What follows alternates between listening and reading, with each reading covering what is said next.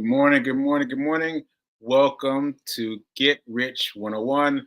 I'm your host. I'm Sacred Rights. And let me just add a couple more bits of information. I have aphasia and I'm recovering with the aphasia from having a stroke. So I've been meaning to add that into the beginning intro, but I always forget. So I am Sekou. I am fighting aphasia, and I'm doing that as a result of a stroke.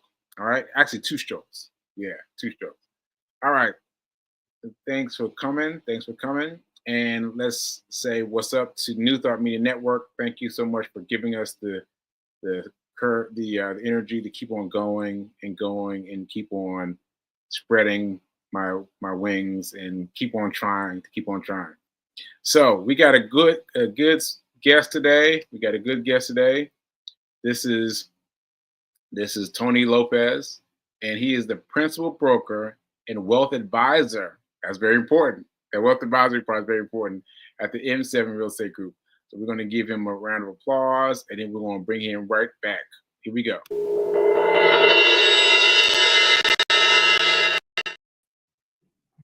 Hey man, how you doing? Very good. Good morning. Good morning. Good morning. Good morning. So yeah, man. So I want to mention this.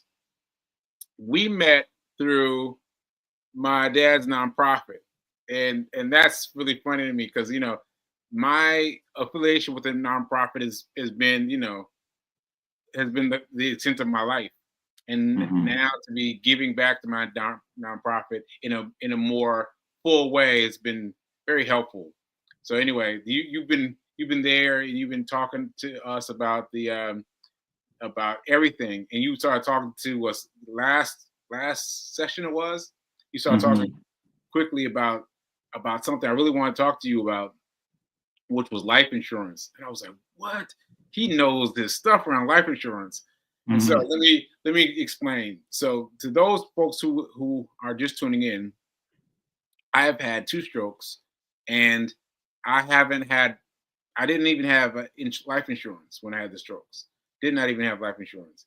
And so since then, I've been trying to find life life life insurance. Yeah, life insurance, and it's been difficult.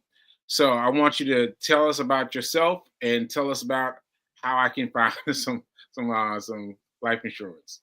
Definitely. Well, before we get started, I want to say I appreciate what you do. Thank you for having me on. And especially with all the obstacles you've had running a podcast, with the running that I heard about as well, to overcome all the obstacles and challenges, and then to rise up and to lead others and to host a podcast and steer others in the right direction. That's pretty awesome. Well, thanks, man. I appreciate that. I gotta have you around more often. You gotta let me know where to get the gear. I've seen the hero gear. The gear. Oh yeah. So I'm glad you mentioned this. This is a hero hoodie that I made, and you see you've got the hero, and this red loop is for stroke awareness. And so I got it right there, and I'm giving a percentage of every one that I sell back to rap. Excellent. Back to rap. So yeah, so we got Good to know. You got to share that link. Yeah, so you can spread the word. So it's sacredrights.com. I put it up on as you talk. Sacredrights.com. Okay. All right. Great.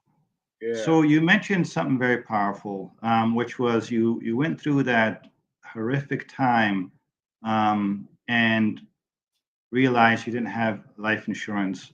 And this is core to wealth building. It's core to leaving a legacy. To share a quick story, I went to a funeral service. It's a young man, married, 4 kids, beautiful service. And everything went so wonderfully,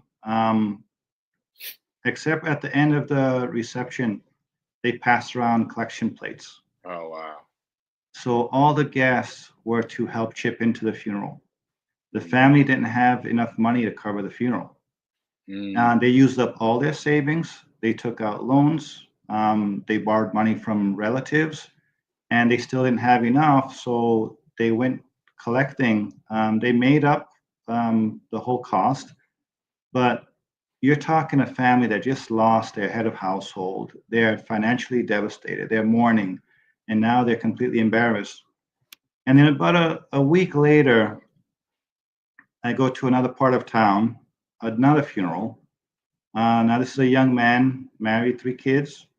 Again, beautiful service, except this guy left behind $1.5 million to his family. Wow.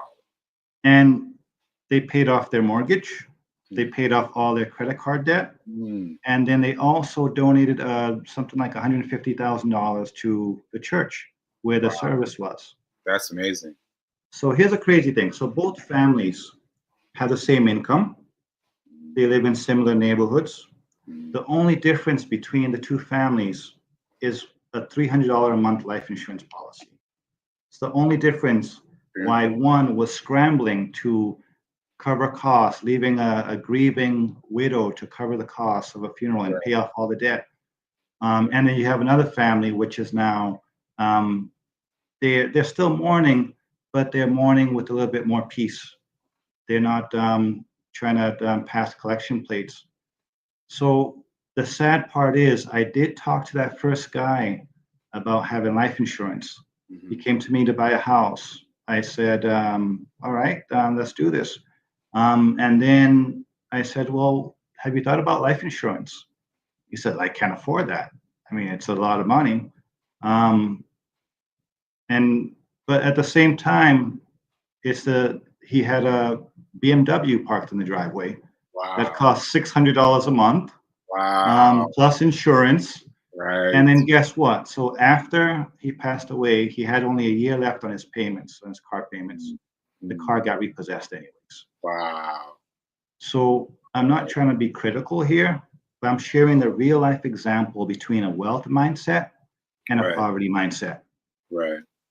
It has real consequences. Right. So we've all heard about the wealth gap. Um, it's almost a decade since the study was done back in 2015, I think it was, here in Massachusetts. We still haven't put a dent on it. We And can push in, we haven't put a dent on closing that wealth gap. okay. Okay. We made some, there's been some programs, some different uh, affordable housing, all these different programs that were put in place to try to close that wealth gap. We haven't put a major dent on it.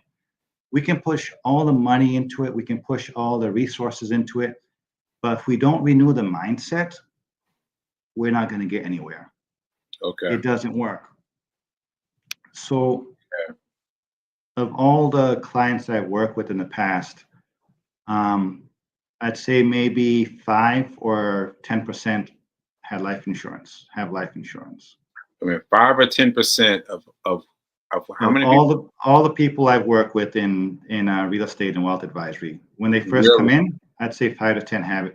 They think of it as something like, hey, and you said the same thing. You didn't Yeah. think about it. Yeah. You Like I'm think, thinking about it a lot now. Think about yeah, it a lot now, but I'm after the fact now. You know. that's right. And then if they think about it as something like, hey, when I turn 50 or 60 or 70, I need to start getting it. Or if they do have it, they're underinsured. They just Right. have what the job provides, which maybe has 50,000 or $100,000. Okay. But the big difference here for the wealthy, it's not a burden. The wealthy use life insurance as a tool to create generational wealth. Yes. This is what we were talking about before at the meeting. Yes. So an example is with the Rockefellers. They use life insurance policies to fund their family estates. A lot of people don't know this. Of course, they made money through oil. They made money through their business ventures. They've had a huge philanthropy arm.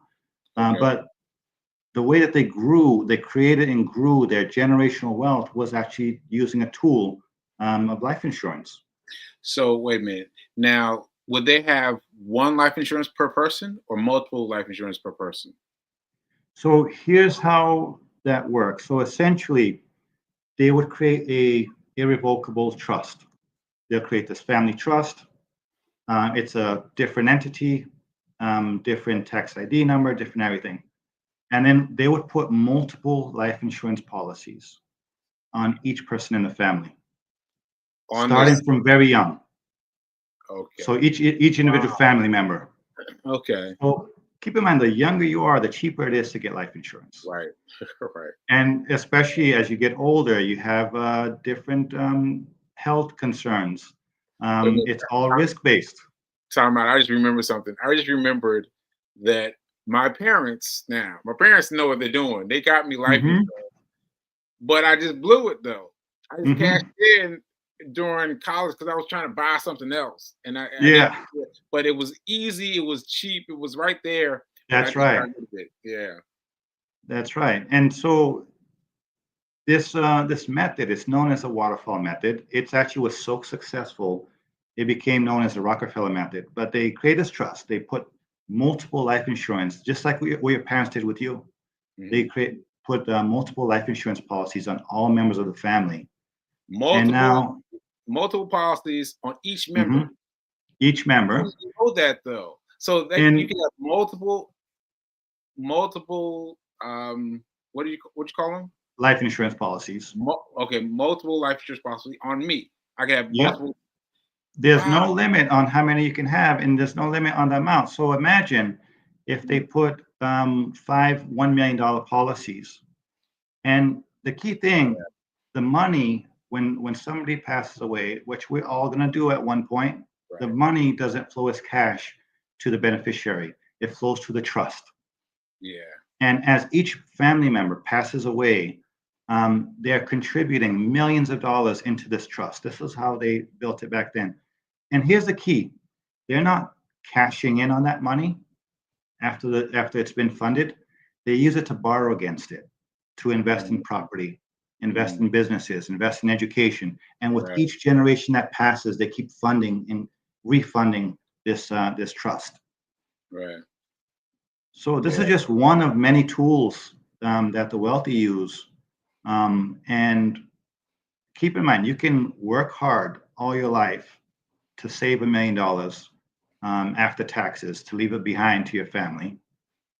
Or you can find some way to create $250 of passive income, whether it's rental property, whether it's a business, whether it's writing a book.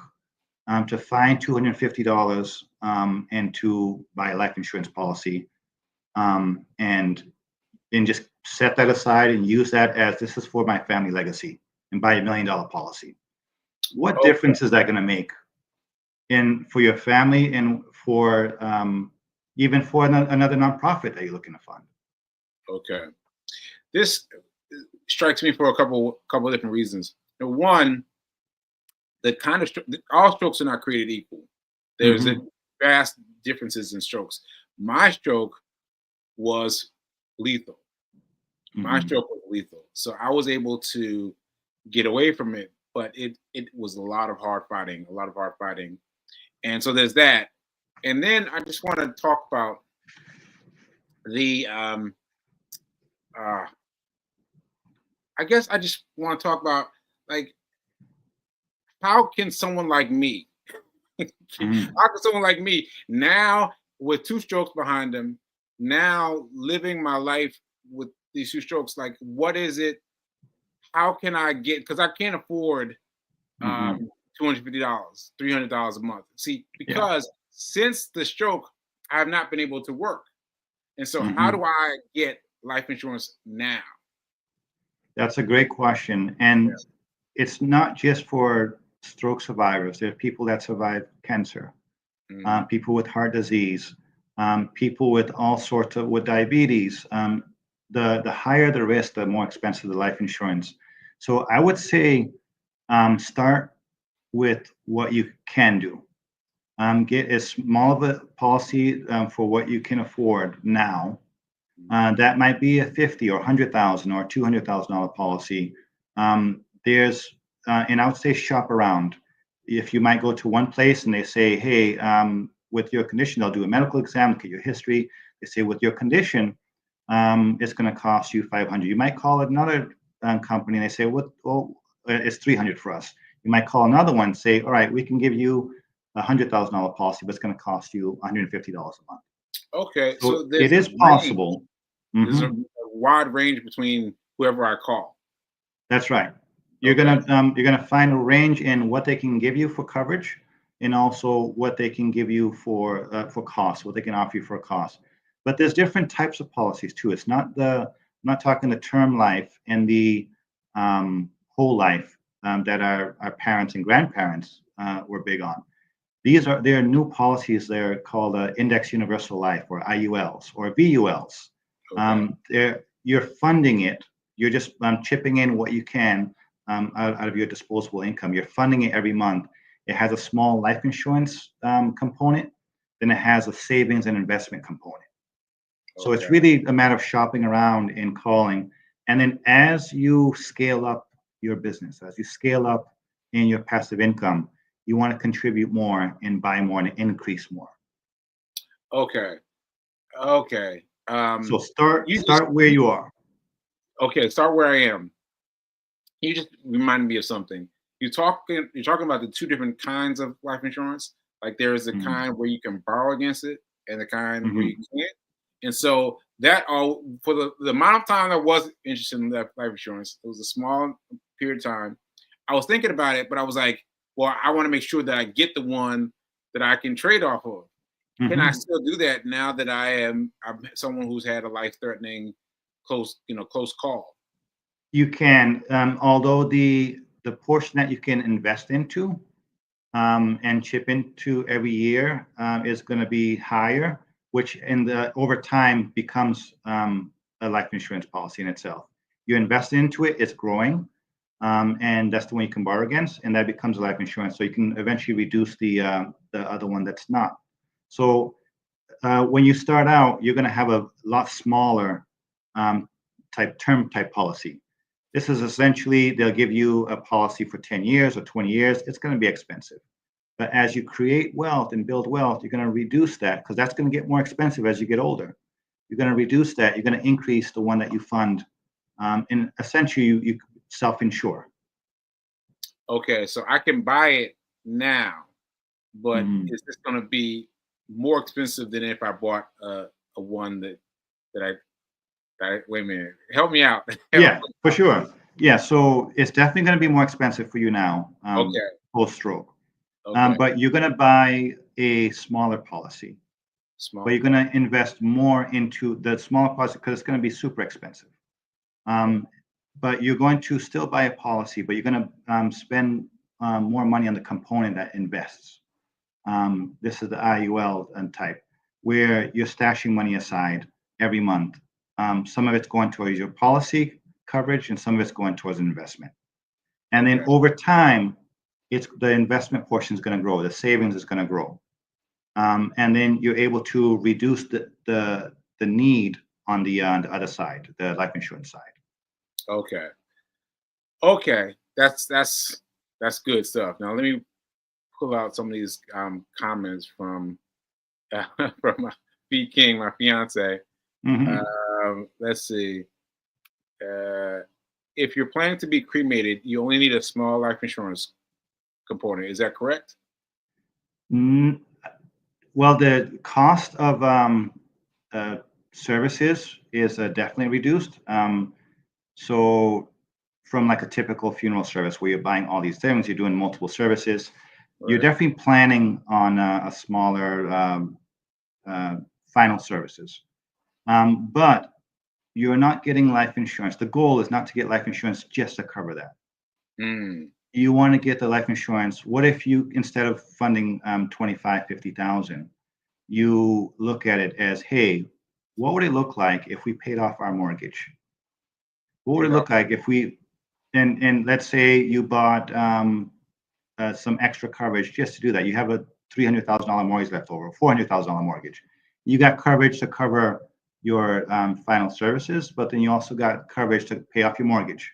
You talking What about for if your house, right? your For your house? house. Mhm. Okay, mortgage for your house. Okay. What if you looked at how much debt you have? You typically carry. Let's say it's 50,000 between credit cards and loans and student Right. loans, and Yeah. then you factored in the 450 for your house plus another 50 for your debt. That's Mhm. 500 plus 20,000. So you're looking at 520 minimum coverage. So Mhm. now you're not looking at just getting a $20,000 policy. Your goal, you can start with that just to cover that. but your goal is to ultimately fund it and set it up in a way where you're covering those other expenses as well. So Mm, now, um, eventually, when we all go, you don't have a mortgage. You have the mortgage paid off. What difference, what impact is that going to have on the family? mm, The life insurance is not for me or you. It's for the family we leave behind. It's for the nonprofits we leave behind. And right. we're leaving a house paid off free and clear. We're leaving no debt. Mm, no debt. Yeah. And so we're setting up the next generation to really move forward. And we also, instead of leaving bills to pay, we're leaving something that can start to build generational wealth. Okay. Let me ask you something. Let me ask you something because when I was recovering from my stroke and I was, dazed and confused, I saw some letters come through about life insurance. And I was like, Mhm. I need this. I need this because I didn't have it before, right? And so, but I was scared because they were letters. They were just letters, check here, and you'll be covered. Now, are you Mhm. saying that those things that come in the mail are legitimate? Like they can be used? There's a lot of scams out there. Okay. So I would check, double check, triple check the company. I wouldn't get a policy with any old small company. They open and fold on an ongoing basis. So essentially, you want to get coverage. You want to shop around still, but you want to get coverage with the larger companies. Okay. And the national companies, they have a longer track record. You want to check how long they've been open, National what comp their national bases company. are. Okay. What's like a name of one of them? Like, Like Prudential, for example. okay, Prudential. Um, Okay. and you're definitely gonna have to do so. It would be good to talk to an agent that works with multiple insurance carriers. Like And you do, right? then I had a license, but my specialty is real estate Okay. and mortgage finance. Oh wow. But I advise on all the different topics because the client comes in and I look at the whole picture, Mm, which includes asset protection. okay. So, but essentially, you talk with an agent that has access to multiple carriers, and you tell them your exact situation. Like, hey, listen, I survived not one but two strokes, Mm, and here's what's happened. yeah. And or I've survived cancer, or I've survived this, or I have this, and then they now um, start shopping it. They start finding a reputable carrier. So it's not for you to do the homework. There are professionals out there that this is all they do. They know which Really? carriers are going to Like sit down with um you. like mortgage brokers. Like mortgage brokers, like don't they that's what you're describing, right? Someone that Well, like holds it for you and finds you the best rate. yeah. So these are life insurance producers Okay. that would do this for you. And there's a ton of good companies out there. I can even refer some as well. But I'm here in Massachusetts, but I'm sure there's some connection with the nationwide providers. Okay. So even if I said, as is my case, that I got very little bit of money, they would be able to Mhm. find someone with a very little bit of money who's charging with That's very right. little.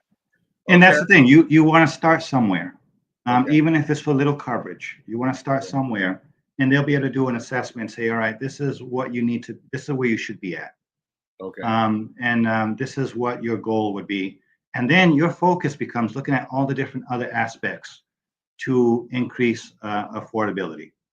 Okay. And this gets into the other wealth building topics, which we can go on um, hours and days just on those. But Okay. you get something just to get covered Mm, for now, and then you work on the affordability and to be able to increase and build over time. So you can tap into the generational wealth building power of these policies. okay. You touched on this already, but here's another question from P King. How can anyone who has survived catastrophic occurrence get covered?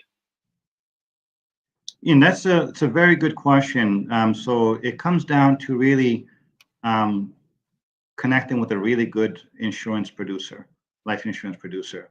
And I have seen people that just survived cancer. They just finished chemotherapy on Tuesday and talked to um, their final dose on Tuesday and talked to a provider on Friday. And I've seen them get covered. Again, they look at it's risk based. So they're going to default to the highest possible premium. But you're looking at balancing it out. Let me reduce how much I'm asking for and see what that's going to cost me. Let me get it to a point where I'm getting just the essentials covered, and over time, and they're going to of course do a health screening, but there are some coverages that just give you a flat rate without any health screening, without they don't look at history, but they're generally more expensive. They're generally like $25,000 to $30,000. You can start with something like that, but over time, look at something where you can, with an investment component, we can start to build up on it. Okay. Okay. Uh, so multiple, multiple. I keep forgetting what they call them. Life insurance policies. Multiple life insurance policies, right? And cheap as I can go, but I can get one that I can trade on, that I, future trade on, and one that's not traded on, right? I could That's get right. one of each. That's interesting. Okay, that's that's interesting. My fiance has been trying to hook me up with her guy. Yeah, She was trying to hook me I'd up say with make the call and yeah. start the process of shopping around, even if it's just look at your budget and look at different ways to trim and adjust to get that coverage in there. Okay. And you'd be surprised how many families, that story is a true story, but it's not the only one.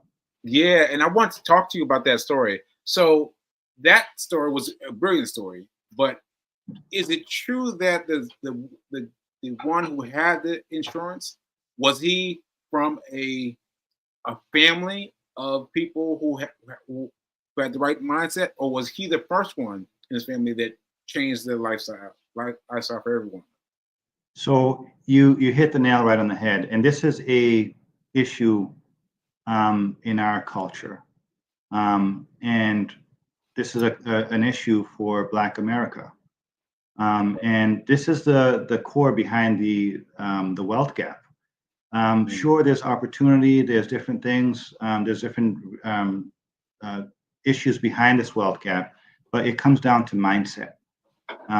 So the fact of it is the first family that didn't have life insurance was the way I'm from, Cape Verde Islands. Well, I was born and raised in Boston, but I was a Cape Verdean family. And Okay. the family that had the life insurance policy that left $1 million plus for his family is a white family from Boston as well. Mm. But it was the mindset that was passed down from parents that no, you have to get this. Versus the other one, it wasn't prioritized. What was priority was I have to drive a BMW and keep up with my neighbors. And this is what's more important. I have to look at. And that was priority versus having the policy. And the idea was like, hey, you know what? I'm young. I'm in my 40s. I don't think anything's going to happen now. So let me just live my life and drive my Beamer. Right. I understand. So we're almost out of time here. So I just got to get this one quick one in. But what can we do to survive and thrive via our new president? What can we do? That's a great question as well. It starts, and when I sit down with any family looking at wealth advisory, it starts on a personal family level, and it comes down to looking at your whole picture.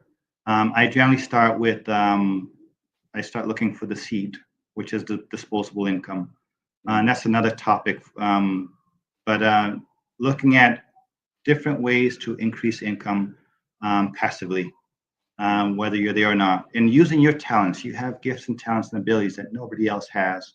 You were designed for something.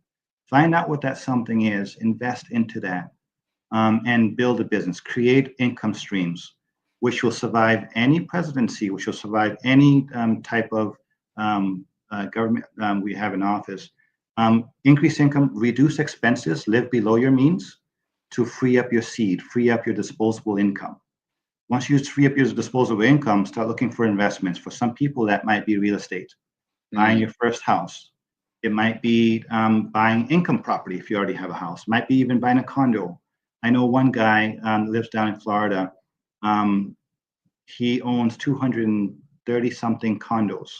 What? He's in his 70s, but he started Wow. when he was in his 40s. He owns Wow. 230 something condos. The average some pay as much as $1,000 a month. Some pay as little as 500 or 400 a month. But essentially, he gets on average around $500 to $750 a month per condo, times 235. Wow. And this guy, pretty much, he's been retired for the longest time. He has a crew across the different states that manages his property, but he started with one condo. He paid that down, used the rent to buy the second one, pay that down. And this is always his thing. He didn't want to deal with roofing. He didn't want to deal with all the different work. That's his thing that worked for him. Right. But we each have something. And so once we find that and run with it and stick to it, invest in it, and build it over time. And at his stage, if he bought a policy for each property he owns, 235 policy, he bought a $1 million policy, what happens to his relatives? If he bought $1 million policy, he's not paying for it. His tenants are paying for it. Right. But if he bought $1 million policy for each condo he has, let's scale that down. Let's say you don't have 235 condos. Let's say you just have your condo that you live in, and you have an investment property. You buy a 2-family, and your tenant is now paying that policy. So Right. to go back to your question, the administrations are going to change, policies are going to change, but the fundamental principles that govern wealth and govern the principles of wealth are unchanging. And that's where we anchor into. That's where we regardless of what's going on, all the noise out there, we block that all out. We focus on the fundamental principles of wealth creation, and they work across in any economy. Some economies, if you look at it, there's the 2008. We had a recession here. We had the Great Depression in the 30s. We have recessions every so often, but those times of recession can be great times of great opportunity. Right. I know people that's done so well. Actually, the recession we had in 2008 was some of my best years. Wow. Where everybody was scrambling. I went shopping, shopping for property because they were great prices. Right. So regardless of the administration, as long as you're focused and you have the you have the thing that you focus on the principles and the fundamentals, you'll succeed. Okay, that's a good way to end it. We're gonna have you back on. We got to keep talking, but for now, Definitely. Thanks for having us. Thanks for being here. I want to remind everyone that now is better than perfect. Now is better than perfect. Ashe, right? Right. All right, folks. We'll see you next time. See you later. Thank you.